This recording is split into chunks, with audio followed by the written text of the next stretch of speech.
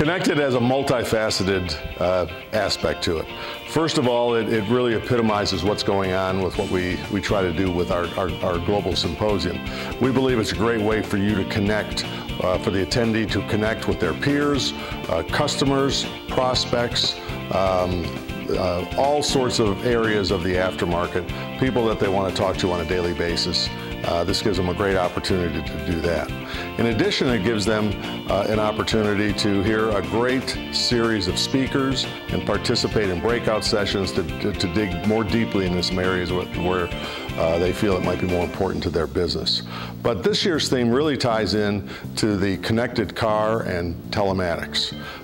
There's a major change going on in the industry, and that is to get electronic data, not just at the OE or OES level, but at the independent aftermarket level, to get that information out of the consumer's vehicle all the way back to the consumer and to the professional mechanic who can do the repair work.